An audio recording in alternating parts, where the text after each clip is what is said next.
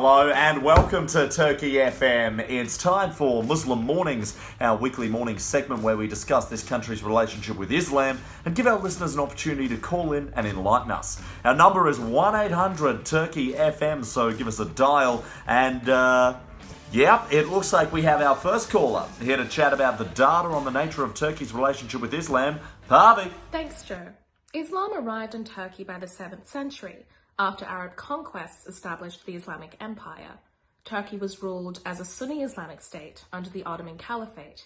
However, in 1924, Mustafa Kemal Ataturk abolished the Ottoman Caliphate, removing Islam as the official religion in an effort to modernize and democratize the country.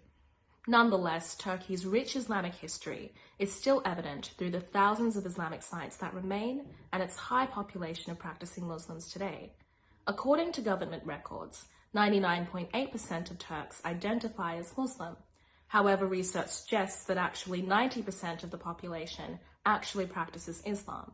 Although most Turkish people are Muslim, secularization in the country has led to division with Islamists who lament the westernization of Turkey. Back to you, Joe. Who knew? And by the way, Muslim Mornings is brought to you by Turkish coffee, the only drink so delicious it'll make you forget there's no alcohol in it. Let's take a second caller. A fascinating aspect of the Turkish constitution is that although a Muslim majority nation, its constitution holds secularism as crucial to the heart of the Turkish Republic.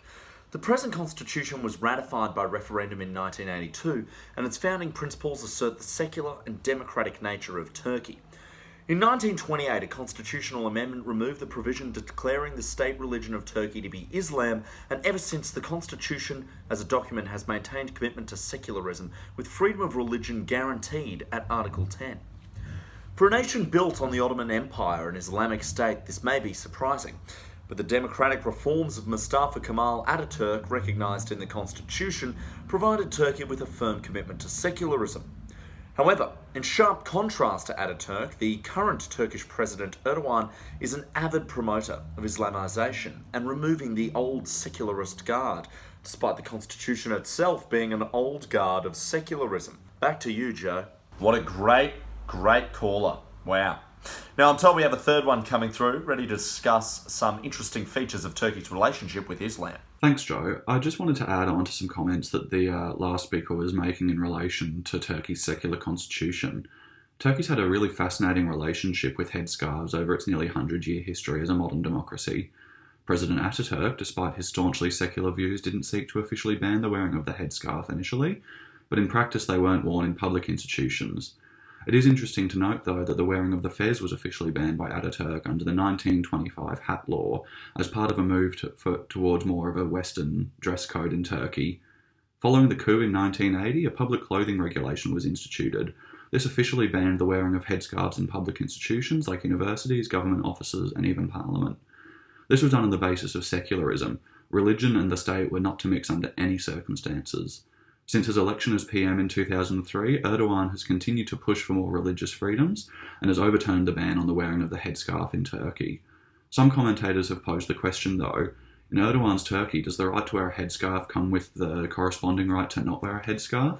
What a guy! Now let's rock the boat a little and hear about some human rights. Thank you, Joe. And as our loyal listeners will know, we have had to export the production of Turkey FM due to the government's authoritarian policies toward critical media. The government controls 90% of the national media through regulatory bodies, and if we had continued producing the show from the ground, we'd likely be imprisoned by now. Turkey's restrictions on freedom of speech are of great concern to Muslims who believe every citizen has the right to criticise government leaders and express a critical opinion in public affairs. We saw a rapid deterioration of the human rights situation following the attempted coup in 2016. The lack of judicial independence made summary dismissals from the public service possible under anti-terrorism laws, which define terrorism by its political aims and criminalise membership of a terrorist organisation without a proper trial. Restrictions on the right to peaceful assembly has been cause for concern for Muslims who recognise the right to protest against tyranny. Arbitrary detention and prosecution of journalists, lawyers and other human rights defenders are politically charged cases we are hoping to see an end to so we can get out of this trap. And that's all we got time for here on Turkey FM. If you're looking for great sources of information in the country, you will struggle because the media is controlled very tightly. But news articles and DFAT reports can be a real winner.